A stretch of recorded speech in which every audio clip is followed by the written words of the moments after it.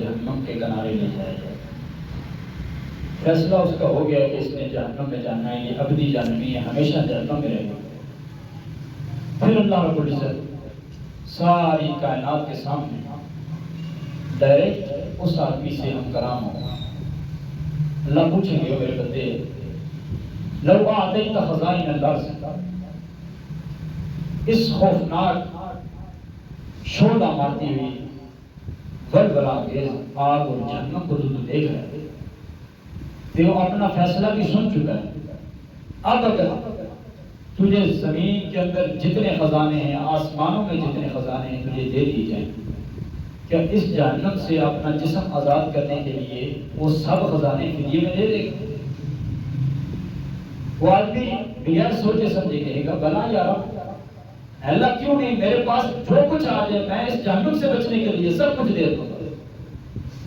تو اس وقت اللہ رب العزت کہیں گے میرے بندے میں نے تجھ سے دنیا نہیں مانگی تھی، میں نے تو تجھ سے اس سے کئی درجے کم میں تجھ سے ایک فرمائش کی تھی، ایک سوال کیا تھا کہ تو انکا لو لقیتنی بغراب الارض خراجا، میرے بندے اگر تیری مجھ سے ملاقات ہو، تیرے گناہ اتنے ہوں زمین پہ رکھے جائیں آسمان کو چھونے لگے، تیری راتیں گناہوں سے بھری ہوئی ہوں، تیری جوانیاں گناہوں سے میل زدہ ہوں، تیرے گناہ ہی گناہ ہوں، لیکن اس گناہوں کے اندر، اس تیری زندگی کے اندر شرک جیسا عظیم گناہ نہ ہو، تو ان گناہوں کے اندر شرک کا ذرہ بھی نہ لے کے آئے، تو میرے بندے میں اپنی رحمت کے تقاضے کے تحت وہ سارے گناہ اگر معاف کرنا چاہوں تو تیرے گناہ معاف کر سکتا، تیرے گناہوں کے پہاڑ ہوں میں معاف کر دوں گا. لیکن میرا قانون تھا کہ یہ میری غیرت ہے، میرے علاوہ کسی اور کو الہ مان لیا جائے، میرے علاوہ کسی اور کو سجدے کے لائق مان لیا جائے، میرے علاوہ کسی اور کو رکوع کے لائق مان لیا جائے، یہ میری غیرت برداشت نہیں کرتی. ابھی رات ہی ہم نے پڑھا ہے اللہ رب العزت فرماتے ہیں ان اللہ لا یغفر ان یشرک بہ ویغفر ما دون ذلک لمن یشاء. اللہ فرماتے ہیں زندگی کے اندر ذرہ برابر بھی میرے ساتھ شرک نہ کرنا، اگر میرے ساتھ کسی دوسری ذات کو شریک ٹھہرایا تو میں یہ گناہ کبھی نہیں معاف کروں. فقط حرم اللہ علیہ الجنہ، اس شخص پہ جہنم کی آگ ہے ہمیشہ ہمیشہ کے لیے، جنت اس پہ حرام. فقط حرم اللہ علیہ الجنہ، جس نے اللہ کے ساتھ شریک ٹھہرایا، اس نے پیدا کیا، زمین و آسمان کا نظام وہ چلا رہا ہے، خالق و مالک وہ ہے. لیکن پھر بھی ہمارے پاکستان میں کیا صورتحال ہے، شادی کو 2 سال گزرے 3 سال گزرے، صحیح مواہد عقیدہ پرست بھی اگر خود استقامت میں ہو اس کے گھر والے بھی کہنا شروع کر دیتے ہیں جانا تھا نا کسی کے پاس، کسی دربار پہ جاتے، کوئی نیاز ڈالتے، کہیں پہ جا کے کوئی بکرا چڑھا دیتے، اولاد مل جاتی. عقیدہ وہ نہیں رہا. یہ ملک ملا تھا ہمیں، اس کے اندر نوجوان بچیوں نے اپنی عزت بچاتے ہوئے دریاؤں میں چھلانگیں لگا دی تھی، اس کے اندر نوجوانوں کے خون بہے. اس ملک کی قربانی تھی کہ چلو ایک ملک بننے جا رہا ہے، لا الہ الا اللہ اس کا مطلب ہے، اس کے اندر جا کے نظام مصطفیٰ ہوگا، ایک اللہ کی بات ہوگی. لیکن یہ خواب تھا. یہاں پہ آ کے نام نہاد مسلمانوں نے، صوفیاء کرام نے یہاں پہ ایک صوفیت پہ طریقت کے نام کے اوپر اس ملک کے اندر آ کے پھر وہی عذاب آیا کہ ہر کلومیٹر کے اوپر ایک بت بنا لیا. ایک گلی سے گزرے دوسری گلی کے اندر لوگوں نے وہاں پہ جا کے منتیں سماجتے، وہاں پہ نظر و نیاز، کہیں علی کے نام پہ، کہیں حسین کے نام پہ، کہیں علی جویری کے نام پہ بیٹھا ہے گجرات میں، پھر پکارتا ہے کبھی اسلام آباد والی سرکار، کبھی لاہور والی سرکار. خدا خوفی کوئی نہیں ہے، آسمان پہ بیٹھے والا کوئی نہیں ہے، اس ذات کا ڈر ہی نہیں رہا. کیوں؟ عقیدے کے اندر بگاڑ آ چکا ہے. اللہ رب العزت فرماتے ہیں عقیدے کا بگاڑ یہ میں کبھی نہیں معاف کروں. اللہ کی یہ غیرت ہے، اللہ رب العزت کی غیرت اجازت ہی نہیں دیتی، میرے رب کا جلال اجازت ہی نہیں دیتا کہ اس کے علاوہ کسی اور کو سجدہ کیا جائے، اس کے علاوہ کسی اور کو مشکل کشا مانا جائے، حاجت روا مانا جائے. غوث اعظم، دستگیر، لجپال، عزت و ذلت کا مالک، عروج و زوال کا مالک اللہ کے سوا کوئی نہیں. جس کے پاس بیٹھیں، جہاں بیٹھیں، چھوٹا ہو بڑا ہو، یہ عقیدہ اس کے دل میں رکھیے، اس کے سامنے پیش کیجئے، اپنی زندگی کا یہ مقصد بنائیں. وہ تو زندگی حیات ساری کی ساری اس ایک جملے کے اندر ہے کہ اللہ کے علاوہ الہ کوئی نہ. کہتے ہیں جی نرم بات کرو، کہتے ہیں جی دوسرے کی نفی نہ کرو. ہمارا دین اسلام تو شروع ہی لا الہ الا اللہ سے. لا نبی پاک صلی اللہ علیہ وسلم نے مکہ میں قدم رکھا، طائف میں قدم رکھا، آپ کے چچا آپ کے پاس مشرکین مکہ سرداران آئے، کہا ہمارے بتوں کے ساتھ ہاتھ لگانے ہمیشہ کے لیے آپ کا کلمہ پڑھ لیتے ہیں. میرے نبی نے فرمایا اللہ نہیں ایسا نہیں ہو سکتا، کلمہ پڑھنا ہے پڑھو، نہیں پڑھنا نہ پڑھو، میں اس رب کے سوا کسی بھی غیر اللہ کے سامنے جھک نہیں سکتا، لا الہ الا اللہ، اللہ کے علاوہ عبادت کے لائق کوئی نہیں، قیام کے لائق کوئی نہیں، نظر و ریاض کے لائق کوئی نہیں، منت و سماجت کے لائق کوئی نہیں ہے، یہ عقیدہ ہے۔ اللہ اس عقیدت میں پتہ ہے کتنا غیرت مند ہے۔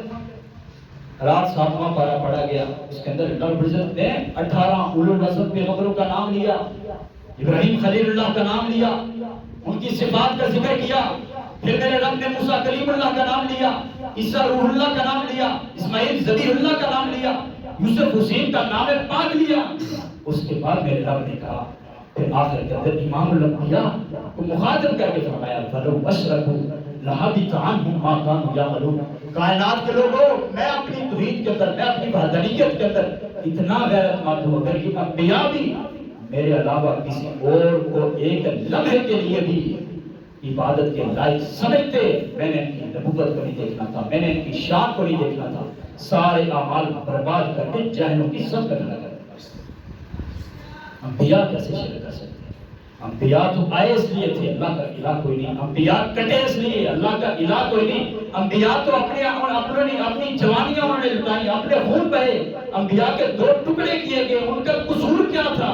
وہ کہتے تھے اللہ کے علاوہ سجدے کے لائق کوئی نہیں، قیام کے لائق کوئی نہیں، رکوع کے لائق کوئی نہیں، وہ کیسے شرک کر سکتا؟ اللہ رب العزت مجھے اور آپ کو سمجھانا چاہتا ہے، امت محمدیہ کو سمجھانا چاہتا ہے، انسانیت کو سمجھانا چاہتا ہے۔ لوگوں جو ہر کلومیٹر کے اوپر بت بنایا ہوا ہے، اس پہ جو نظر و نیاز چڑھاتے ہو، یہی تو غیر اللہ ہے۔ جہاں نام اللہ کا لینا تھا وہاں کیوں نے جا کے یا علی مدد کہہ دیا، یہی تو شرک ہے۔ فجر کی نماز پڑھی ہے، اس نے پہلی رکعت میں پڑھا، اس نے دوسری رکعت کے اندر پڑھا، ایاک نعبد و ایاک نستعین، اے اللہ گواہ رہنا کھڑا تیرے سامنے ہوں، باہر جا کے بھی نہ تیرے علاوہ کسی کو عبادت کے لائق سمجھوں گا، نہ تیرے علاوہ کسی اور کے سامنے ہاتھ پھیلاؤں گا۔ لیکن جیسے ہی مسجد کی تحریر سے قدم باہر گیا، فوراً صدا اٹھی، لا الہ الا اللہ پڑھنے والا شخص ہے، اس نے کہا یا علی مدد، یا حسین مدد۔ یہی قرآن کی تعلیمات تھی، یہی ملک بنانے کا مقصد تھا۔ نہیں، اس ملک کے اندر اس وقت تک امن نہیں آ سکتا، اس وقت تک یہ بد امنیاں ختم نہیں ہو سکتی۔ نبی پاک صلی اللہ علیہ وسلم پہ قرآن نازل ہوا، الذین آمنوا ولم یلبسوا ایمانہم بظلم۔ لوگ شکایتیں کر رہے ہیں، فقر و فاقہ کب ختم ہوگا، بد امنیاں کب ختم ہوگی، ڈکیتیاں چوریاں کب ختم ہوگی، لوگوں کی بیٹیوں کی عزتیں محفوظ کب ہوگی؟ کائنات کے رب نے فرمایا ملک کے اندر امن چاہتے ہیں، اگر چین چاہتے ہیں، گھروں میں چین چاہتے ہیں، اس کا ایک ہی حل ہے، ایمان ہو ظلم۔ اپنے ایمان کے اندر یہ جو ظلم ہے، یہ شرک کی ملاوٹ ہے، اسے ختم کر دیں، ملک کے اندر امن آیا۔ پھر امن کیسا آیا تھا؟ جب یہ مدینے کے اندر نظام قائم ہو گیا تھا، میرے نبی نے مدینے کی ریاست قائم کی، مدینے کے اندر قدم رکھا، آپ نے علی کے ہاتھ میں تلوار پکڑی، کہا علی مدینے کے جس کونے، جس بستی، جس علاقے، جس دہلیز کے اوپر قبر کو 1-1.5 فٹ سے زیادہ دیکھے، اسے مٹی کے برابر کرنا، زمین کے برابر کرنا، وہ جس مرضی کی قبر ہو، میرا رشتہ دار ہو، علی تیرا رشتہ دار ہو، برابر کر۔ پھر مدینے میں امن آیا نہیں تھا، بلکہ آدھی دنیا پہ کیسا امن آ گیا تھا؟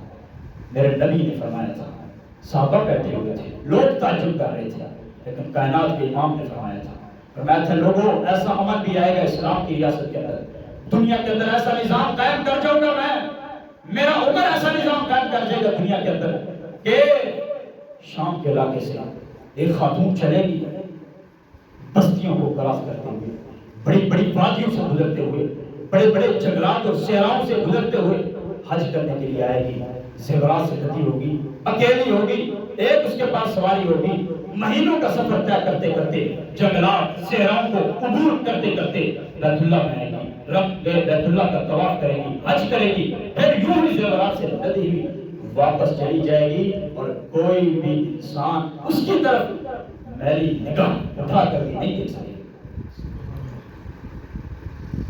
صحابی رسول کہتے ہیں، صحیح بخاری میں نے آج پڑھا ہے، وہ فرماتے ہیں میں نے اپنی آنکھوں سے یہ نظام مدینے کے اندر دیکھا تھا، شام کے علاقے سے خاتون چلی تھی، زیورات سے لدی ہوئی تھی، لیکن کسی کی بھی نگاہ اس کی طرف نہیں ہو سکتی۔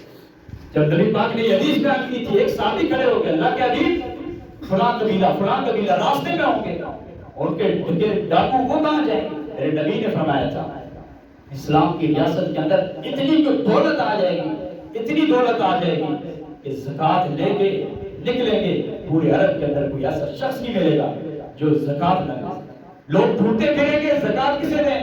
کہیں سے اطلاع ملے گی فلاں بستی کے آخر کنارے کے اندر ایک شخص بیٹھا ہے جو زکات آپ کی لے سکے, جو زکات حقدار ہو. وہاں جب وہ انسان پہنچے گا وہ کہے گا بھائی اب اللہ نے مجھے بھی بڑا مالدار دے دیا, میری زکات کہاں ہے, میں اپنی زکات کسی کو دینے کے لیے ڈھونڈ رہا ہوں. صحابی رسول کہتے ہیں میں نے یہ وقت بھی دیکھا, صحیح بخاری کے اندر لکھا. اس لیے شرک کی ملاوٹیں ختم ہو. شرک کیا ہے؟ دو باتیں بات ختم. نبی پاک صلی اللہ علیہ وسلم ایک نیو مسلم کے گھر کے بیمار پڑا ہے, ہڈیوں کا ڈھانچہ ہے. نبی پاک صلی اللہ علیہ وسلم نے ہاتھ آگے بڑھایا, ہاتھ اس نے بھی آگے بڑھایا. سنن نبی داؤد کے اندر ہے, اس کے ہاتھ کے بازو کے اندر فیاض دیا, اس کے بازو میں ایک کڑا تھا, پتل کا کڑا. نبی پاک نے فرمایا یہ کیا ہے؟ من الواہنہ یا رسول اللہ, اللہ کے رسول مجھے سائے کی شکایت ہے, گھبراہٹ ہو جاتی ہے, غم خوف آ جاتا ہے, یہ پہنتا ہوں میں چین آ جاتا ہے, اطمینان آ جاتا ہے. میرے نبی نے فرمایا ولو متا علی فطرت محمد, اگر یہ کڑا تو نے پہنا ہوا اسی حالت میں موت آ جاتی, میں محمد کے دین پہ تجھے موت نہ ہوتا. تو نے اس کڑے کو مشکل کشا سمجھ لی, تو نے اس کڑے کو نفع نقصان کا مالک سمجھ لی. حذیفہ بن یمان کی تربیت تھی, یہ ایک مریض کے پاس دیکھا اس کے گلے کے اندر داغا لٹکا ہے, کس لیے؟ میرے نام میں یا حذیفہ, حذیفہ بخار ختم ہو جاتا ہے اس سے. کہا وما یؤمن اکثرهم باللہ الا وهم مشرکون, صدق اللہ وعدہ, کائنات کے رب نے سچ کہا ہے. کئی لوگ کلمہ پڑھنے کے باوجود مشرک رہتے ہیں. تو نے اس داغے کو یہ سمجھ لیا کہ یہ میری بیماری ختم ہے. میرے محترم بھائیو, باتیں بڑی ہیں لیکن وقت بڑا مختصر ہے. الغرض بات اور قصہ مختصر یہ ہے کہ اگر آپ کو توحید کی سمجھ ہے, توحید کی ایک ایک پہلو کی سمجھ ہے, یہ بات آگے بڑھائیں, ایک ایک مسلمان کے پاس لے کے جائیں. شب و روز کا کام یہ بنائیں, کاروبار کا ساتھی ہے اس کے ساتھ, یہ ہر وقت یہ اس کے ساتھ بحث کریں, یہ اس کے ساتھ بڑے بڑے اطمینان کے ساتھ, بڑے سکون کے ساتھ اس کے سامنے یہ عقیدہ پیش ہے. میرے اللہ دنیا کے اندر جو مقام دے گا آخرت کے اندر مقام دے گا. اللہ پاک اس طرح سے نوازے. اقول قولی ھذا استغفر اللہ لی ولکم ولسائر المسلمین.